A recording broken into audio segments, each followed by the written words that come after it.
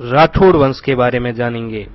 मतलब इस वीडियो में आपको बताऊंगा कि राठौड़ कौन है, क्या है और उन्हें रणबंका क्यों कहा जाता है और उन्होंने क्या किया है, मतलब उनका शासन कहाँ रहा है, उनके ऊपर मैं एक छोटा सा वीडियो लेके आया हूं। चलिए शुरू करते हैं।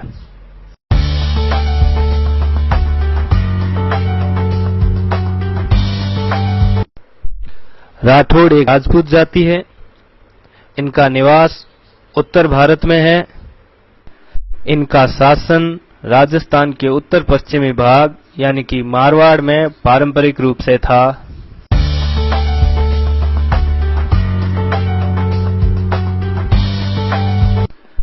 राजस्थान के राठौड़ों का मूल पुरुष राव सिंहाजी को माना जाता है। मतलब राजस्थान में राठौड़ वंश की स्थापना अगर कहा जाए तो राव सिंहाजी ने की थी। वैसे पहले राठौड़ वंश राष्ट्रकूट वंश के नाम से जाना जाता था, लेकिन जो ये राठौड़ वंश जो प्रारंभ हुआ ये राव सिंहाजी के द्वारा हुआ, इसलिए राव सिंहाजी को राठौड़ों का मूल पुरुष कहा जाता है। सिंहाजी ने अपना राज्य पाली जिले से प्रारंभ किया था।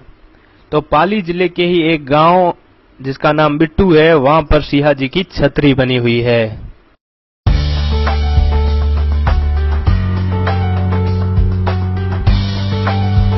राठौड़ युद्ध कौशल में अद्वितीय थे।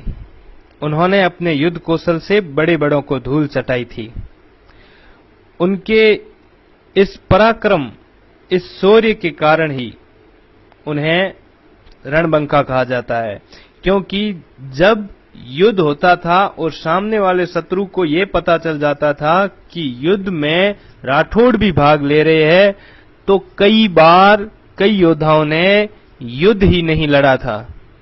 ये शायद उनके नहीं रण कौशल की वजह से था। इसी श्रेष्ठ रण कौशल की वजह से उन्हें रणबंका कहा जाता है और आज राठौड़ों को रणबंका राठौड़ के उपाधि से नवाजा गया है।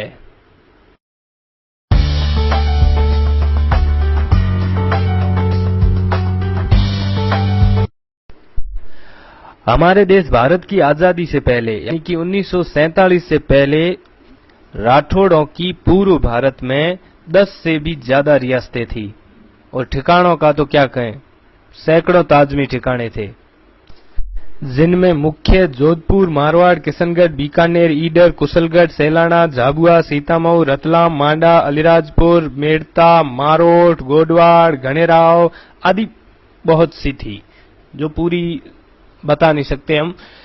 तो इस तरीके से उनका शासन फैला हुआ था आजादी से पहले।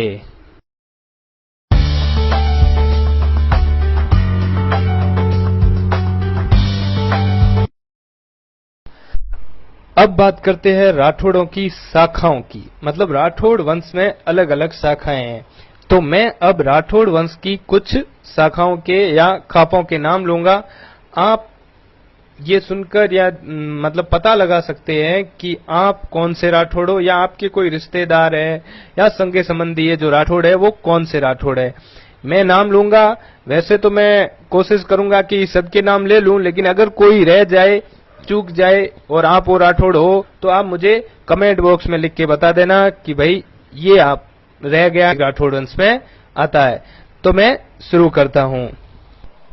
इडेरिया राठौड़, अंटुंडिया राठौड़, बाढ़ेल या बाढ़ेल राठौड़, बाजी राठौड़, खड़ेचा, दुहड़िया, धांधल, चाचक, हरखावत, जोलू, सिंघल, उहड़, मूलू, बरजोर, जोरावत, रेकवार, बागड़िया, छपनिया, आसल, खोपसा, सिरवी, पीथड़, कोटेचा, बहड़, ऊनड़, फिटक, सुंडा, महिपाड़ोत, शिवराजोत, डांगी, मोहणोत, मापावत, लूका, राजक, विक्रमायत, भोवोत, बांदर, ऊड़ा, खोखर, सेमकलोत, बीठवासा, सकलावत, जैतमालोत, झुंझाणिया राठौड़, राड़धरा, महेचा राठौड़ों की 4 शाखाएं,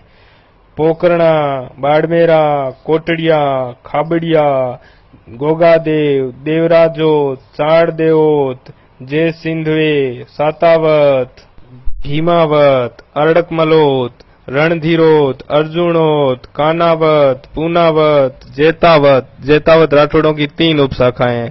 कालावत, भादावत, कोपावत, कोपावत राठौड़ों की 7 उपशाखाएं। बीदावत, बीदावत राठौड़ों की 22 उपशाखाएं। उदावत, बेनीरोत, बेनीरोत राठौड़ों की 11 उपशाखाएं। कांधल राठौड़, कांधल राठौड़ों की 4 उपशाखाएं हैं। चंपावत राठौड़ और चंपावत राठौड़ों की 15 उपशाखाएं हैं। मंडलावत, मंडलावत राठौड़ों की 13 उपशाखाएं हैं। मेड़तिया, मेड़तिया राठौड़ों की 26 उपशाखाएं हैं। जोधा, जोधा राठौड़ों की 45 उपशाखाएं हैं, सबसे ज्यादा। बीका राठौड़ और बीका राठौड़ों की 26 उपशाखाएं हैं। तो ये थी शाखाएं।